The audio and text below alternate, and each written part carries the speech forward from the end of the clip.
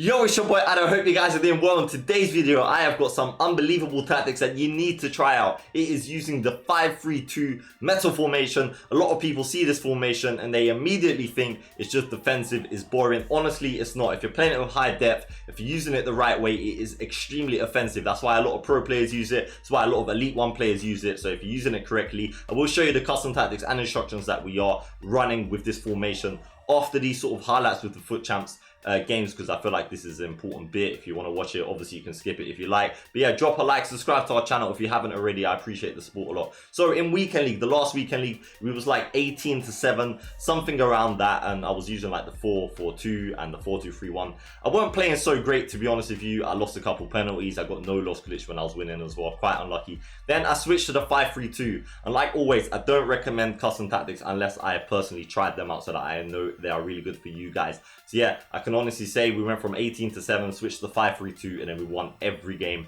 Pretty good, pretty dominant, and we managed to clutch up on the league. So we've got our team of the season rewards to open because we haven't opened them yet. So if you want to watch us on Twitch, the link is down below. But why is the 5-3-2 so good? So why is it so offensive as well? Well, as you can see in this video here, the right wing back is always open, the left wing back is always open. If you're always triggering your runs, then you've got so many options that you wouldn't usually have in a normal formation. So as you can see here, Alphonso Davies, our left wing back, he was the sub at this point, is in an unusual position which you wouldn't see in a normal formation or tactic, and that allows us to get the goal in extra time. So that's just one example there. Also, when you're playing such a high depth, not only are you always pressuring the opponent and forcing them to make a mistake or tackle them or give the ball away, something like that, what it enables is the automatic offside trap. And as you'll see in some parts of this video, the automatic offside trap, as it is coming up here, is when your defenders essentially via the AI will just push up automatically to play the opponent offside, and this just helps so much. That's why a lot of people will run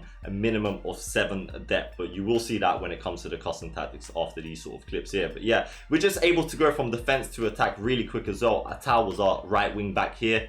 I had one defensive minded centre mid in the 5-3-2. I do recommend maybe 2, and preferably one of them being a box to box. But yeah, with the players I had in my team, I only had 1, but I was still able to get away with it. So as you can see, went from defense to attack really quick. Again, we've gone from a left wing back, which was Tagliafico, all the way to Atal, who's our right wing back, and then we were losing here and we managed to get a goal just like that. So we're able to switch play. When I am triggering the runs, it just gives me the options. I don't have to pass to that player, but it drags out the AI, it drags out the opponent, and yeah, it gives me different options. And it's really good for retaining ball possession as well, because I don't feel like I don't have no one to pass it to. So here's the last goal here, and then I'm going to show you the custom tactics right now.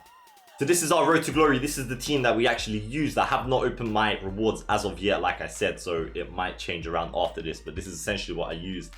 You can do this different ways. Some people will start with 3 at the back and use left mid and right mid and change them in game dependent on who they are. You could start with 4 at the back, whoever gets you the most chemistry, and obviously you need to have a left wing back, a right wing back.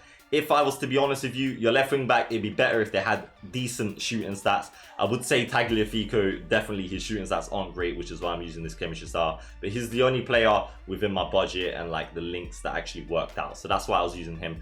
But someone like Sambia, he's actually my centre back in game. So I had Sambia, Fofana, and Carlos Alberto as my centre back. Someone like Yusuf Atal is the best right wing back you can ever hope for. He's 5-star, 5-star. High medium is okay. He's strong, aggressive. He can defend. He's fast. He can pass. He can dribble. He can obviously shoot as well. He is absolutely ideal. But there are a ton of wing backs. Just remember, you want good pace, defensive stats, and obviously they need to be able to pass and shoot as well. That will help. If they got a better weak foot, that does help. So Tagliafico is not ideal, but it worked. And then as a sub in like extra time, I was just running Alphonso Davies there. A lot of pro players and Elite 1 players and stuff like that, you might have seen they have road to the final Alphonso Davies or team of the year Alphonso Davies. So that's probably the best one you can get as a left wing back. But there are a ton of options anyway. So that's kind of how we lined up. And when I said to you guys I only had 1 defensive minded centre mid, it literally was just 1, and that was Renato. So it wasn't ideal, but we managed to get away with it. So yeah, that's the formation we're using purely for chemistry.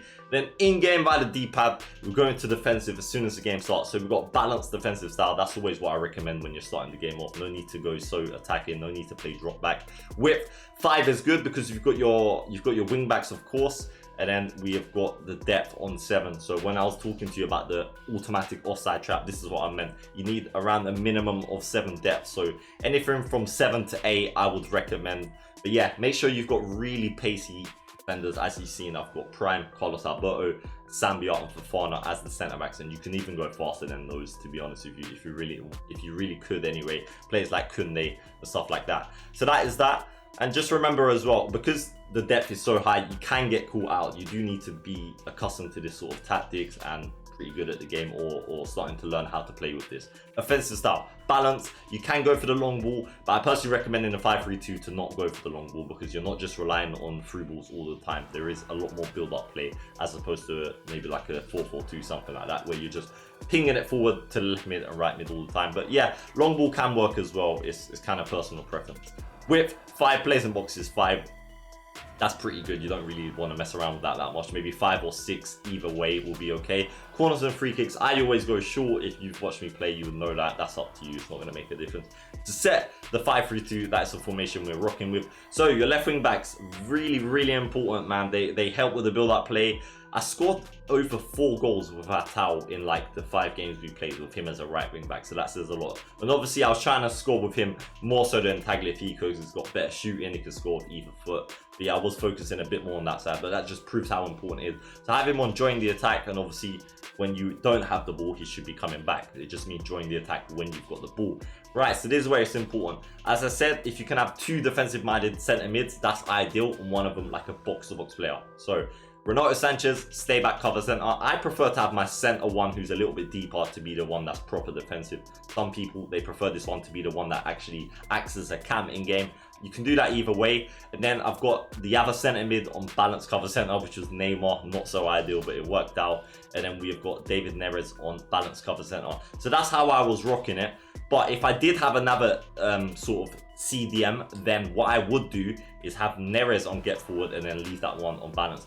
But because I didn't have another defensive minded midfielder, I just run them both on balance. But yeah, not going to make a huge difference. It kind of depends how offensive you want to be and the players you've got in your team, but this is what I specifically use. And then we have got both strikers on stay central, just because you've got your left wing backs and right wing backs going to be in those outside areas. You just want them to stay there.